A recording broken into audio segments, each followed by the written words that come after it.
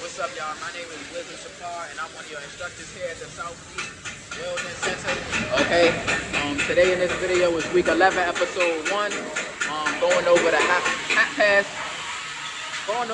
pass weld on your practice plate. Okay. This video is week 11, episode 1, right, of the pathway to the future. Okay. And let's get it. First off, what is the hat pass weld, right? Your hat pass is your second pass weld, right? Applied after your root pass, okay? Your hat pass primary functions, right, are to burn out remaining slag from the root, right? Tighten and reinforce, right, the root pass, okay? Hold on. Smoothen and strengthen the root bead, right? And also reduce the risk of internal defects, okay? My bad, yes, I have to read. I got a lot of information running through my brain. I could have just said some little definition, but so it's clear, yeah, I read, okay? Ain't nothing wrong with it, let's get it. But overall, right, your root pass is your penetration, right? Your root pass is focusing on your penetration and fusion, right? Your hat pass is, you gotta know, your hat pass is not to fill, okay? Your hat pass is not to fill up metal, you know what I'm saying? Get it close to the top, okay? Your hat pass is to add on and reinforce the fusion, not the penetration, the fusion, right? To your overall weld, okay? And also your root pass, right? Also to clean the toes of your root pass, right? So if you got slag inclusions in your root pass, your hat pass will be the pass to burn that little slag inclusion right out, okay, and clean up your root pass while also getting the complete fusion, okay, right, and adding on and to adding on the strength to reinforce your root pass, okay, and the strength, adding on strength to your overall work joint, okay, period, okay. I thought y'all, my brain started getting a little choppy. It's a little cold out here, but I'm gonna put it together. One more thing. Before you do your work, before you do your hat pass weld, right, you will want to inspect, right, and evaluate your root pass, right?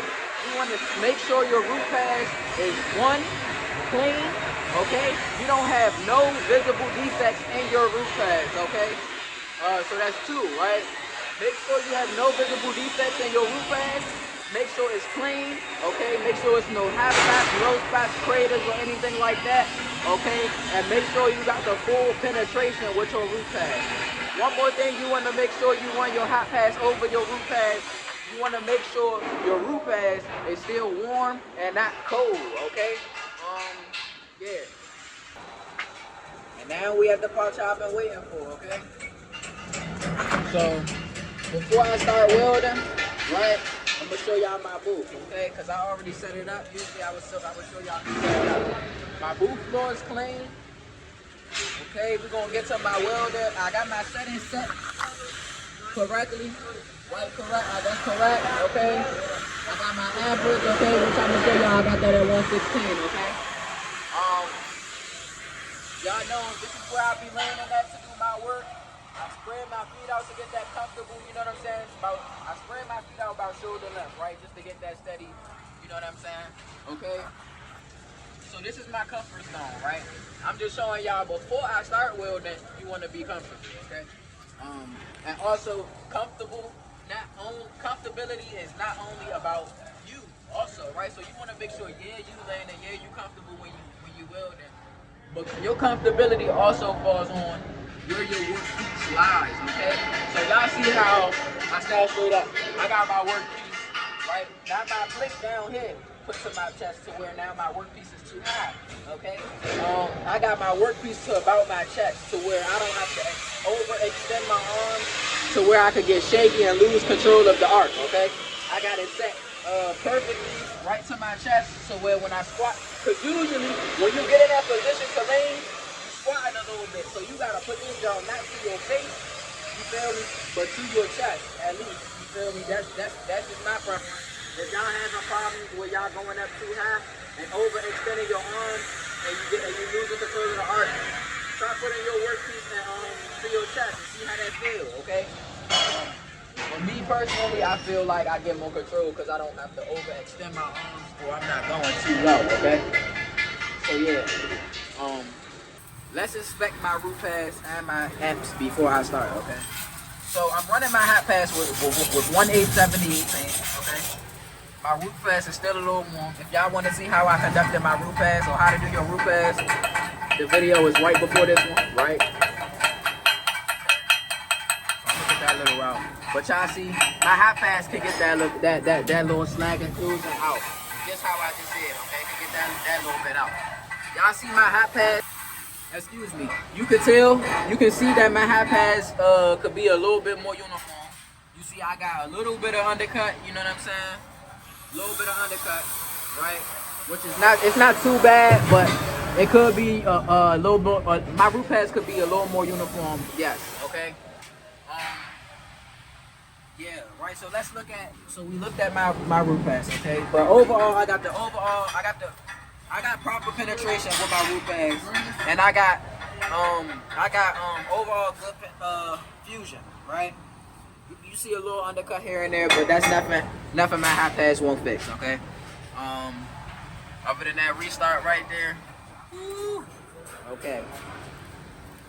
Right. So let's go over my settings. 116, right.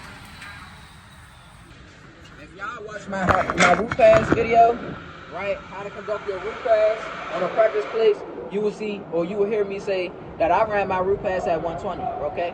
Okay, so usually you will want to turn for your hot pads, you will want to turn your amps a little bit higher than your root pads. But me knowing my comfortability, my travel speed, okay, and my equal rod angle that I use, okay, me knowing me and how I turn my amps down to about 116, right?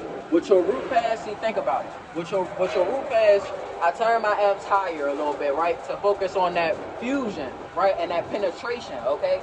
But because I don't have to worry about penetration with my hot pads, with my hot pads, right? I'm turning my amps not cold, but a little colder to where I can still get the complete fusion without burning through my root pads or reheating my root pads too much to where I got the metal is remelting. The metal is remelting, right? And I got a lot of metal to play with.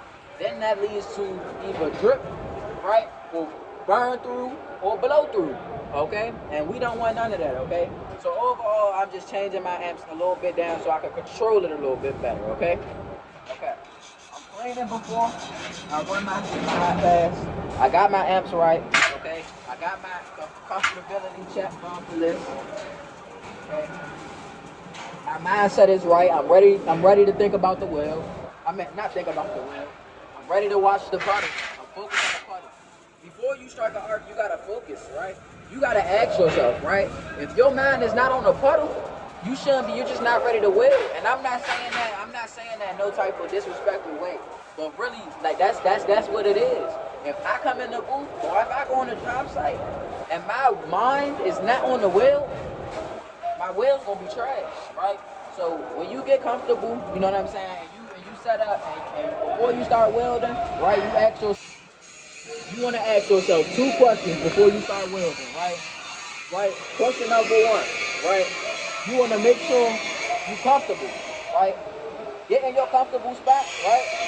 Get in your comfortable zone, right? Lane, you know what I'm saying? And ask yourself. Just ask yourself. This is question number 1, right? Can I hold this position for 30 seconds without leaning, shaking, or my back starting to hurt, okay? If the answer is no, you need to evaluate your position, okay? Because you need to be comfortable. Any variable change mid-weld, okay? Any variable that you change mid-weld will show on your weld. Will show in your weld's profile, okay? So if your rod angle was even at the start, okay, at the first couple of inches of your practice plate, and then it wasn't even for the rest, you're gonna see that in your view profile. You're gonna see the favoritism on the walls, okay? So if it wasn't your rod angle, if you kept your rod angle even all the way up, okay, but your variable change, your travel speed change, right? You will see the difference in the metal deposit, right? So if you was going a little faster, your bead would be a little skinnier maybe. If you started going a little slower, then your bead will be a little wider, okay, and maybe a little higher with more reinforcement, okay. You get me? Okay, but more of what I'm saying right now, any variable that you change mid weld or not even mid weld, right? You could go to the middle, stop, get another rod. If you change your variables from when you started, your bead profiles will be different, okay? And you don't want that, okay? You want your weld to look the same all the way up, okay? That's just me bringing it to y'all attention, okay? So boom. With your hot pass weld, all I'm doing is following the toes of my root pass to keep me aligned. My root pass is nice and straight.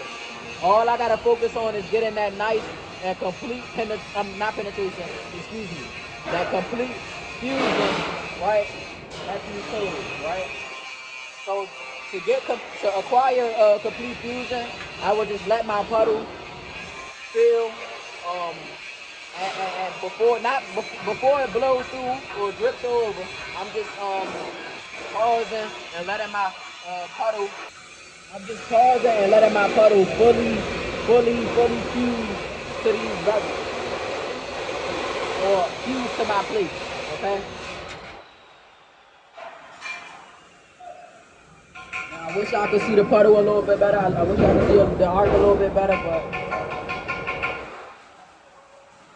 I'm gonna show y'all.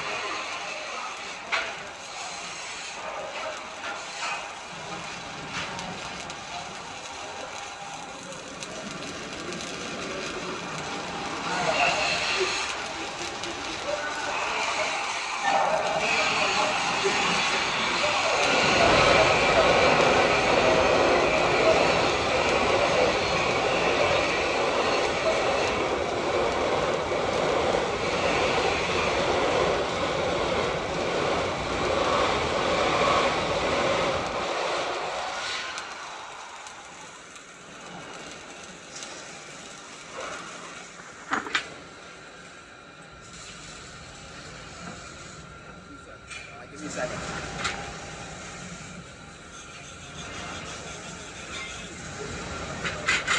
Brush.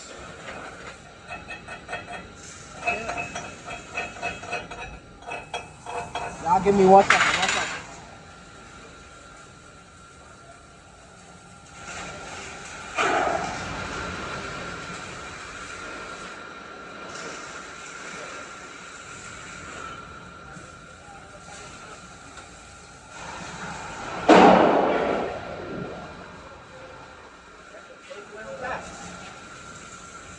Okay, let me show you guys this. Well, I'll show y'all where I'm wrong right now. Okay, so if you look at my hot pass, I'm getting the complete fusion, right? Okay, I'm just worrying about getting the complete fusion to these walls, okay? I'm bringing it up a little bit. You see how it's a little low? You know, I could have fixed that a little bit. It's a little low than the right side. The right side is a little higher. You know, you want to make sure you're not having low side. That's me favorite. That's me showing favoritism to the right side more. I'm pausing on the right side more, okay? So I need to fix that while I'm going up. Maybe I need to fix that while I'm going up when I restart, okay? So I see where I'm restarting at. Overall, it's good. You know what I'm saying? I don't got too much undercut. I don't see a lot of undercut. It's a nice clean root pass, okay?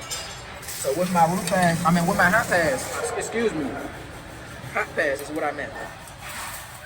With my hot pass, I'm moving fairly fast, not fast as I don't know what across the middle, but I'm moving quick across the middle, right? Why? You see how flat my hot pass is across the middle? That comes from moving quick across the middle, right? You don't want a hot spot in the middle, right? So when you put your stringers on top, now you got a bump, now you got the middle stringers gonna be bumped out, okay? You want a nice flat platform for your hot pass, right? So that when you put your hot passes, everything will be nice and straight, okay? Nice and uniform, okay? With my hot pass, I'm going fairly fast across the middle. So that's pausing, letting the puddle fuse and build, then moving fast across the middle, pausing, letting the puddle build, and doing the same thing. Fast across the middle, pause, fuse, fast across the middle, pause, fuse, fast across the middle, pause, fuse, and I'm doing that all the way up, okay? I'm sorry if I'm explaining a little bit, but basically I'm just pausing, fuse, letting it fuse, moving over, pause, fuse, pause, fuse, pause, fuse, and I'm watching the toes of my wheel. I'm keeping my eyes a little bit ahead of my wheel, right? And I'm watching these toes so I know where I'm going, okay?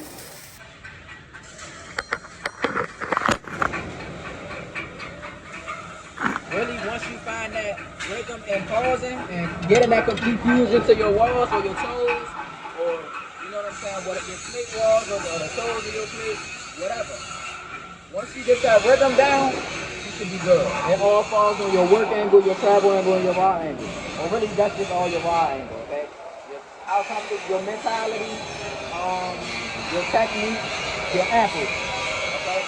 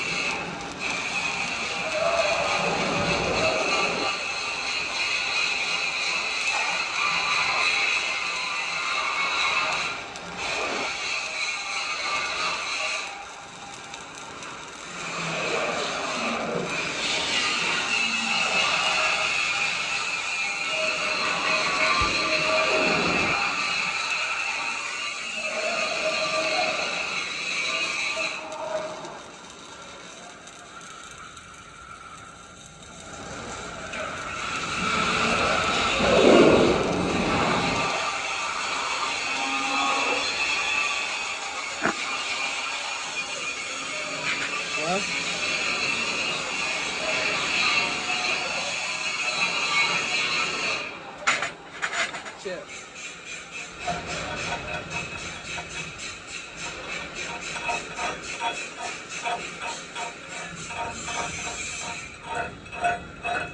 Okay, so I will say my fusion is there, but my profile could be a little bit more uniform, just like the roof pad. Okay, so I got a little bit of high sides, you know, it's not all the way the same. And the variable that I think I'm changing is my travel speed. My rod angle is good, my work angle and my travel angle is the same. I know for a fact it's my travel speed. Slowing down, I'm doing fast, I'm pausing a little bit longer in some spots, but I'm good.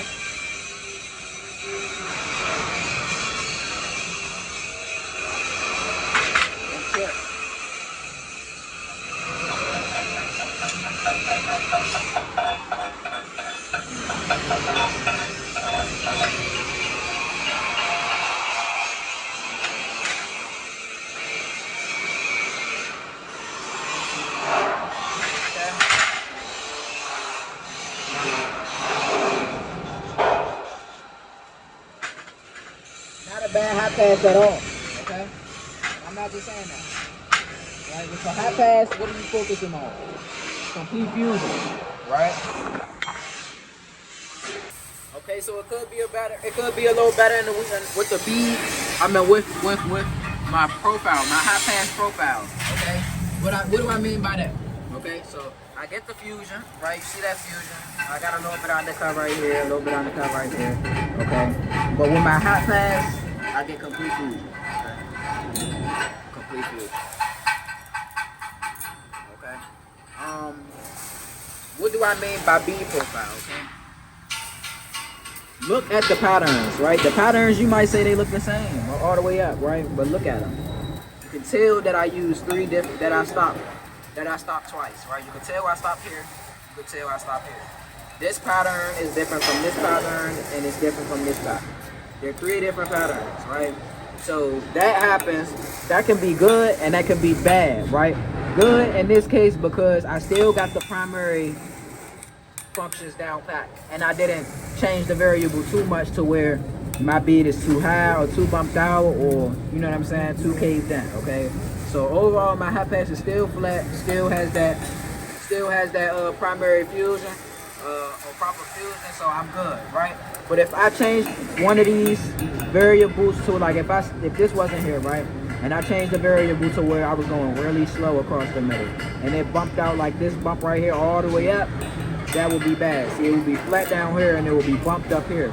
That's bad, okay? That comes from you changing any variable, right? And variables meaning your travel speed, your rod angle, your work angle, travel angle, your amps. These are your variables, right? Your position. These are your variables, okay? You change any variable while you're welding, right? And you will see that in your profile. That's all I'm saying, okay? Overall, with your hot pass, right? You just setting up a platform for your cat passes, right? And I'm gonna show y'all an example of this, right? Use the route one.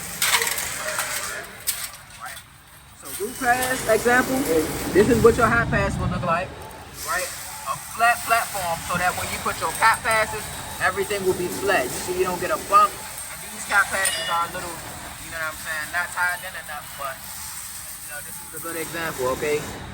This is the steps. These are the steps of your root pass, right? Of your multi-pass weld process, right? You got your root pass, focusing on the penetration to this back end plate and getting the complete fusion to these bottom bevels, right? These two bottom bevels. Then you got your hot pass going over your root pass, okay? Focusing on the complete fusion, okay? And setting a flat platform for your cat passes, okay? Boom. That sums up today's video, week 11, episode 1 of the Pathway to the Future. Right, this is the Southeast Welding Center. My name is Wisdom Sapar, and I'm one of your instructors here at the Southeast Welding Center. At the Southeast Welding Center, I'm one of your instructors here at the Southeast Welding Center. Right. I hope you guys can learn something in this video, and I hope you guys can apply information from this video to your everyday welding practice, everyday welding journey, or your journey to getting certified. Okay. And yeah, anything in the comments. If you got comments, leave them in the comments. I'll give them. If you got feedback, just drop it in the comments. Okay. Peace.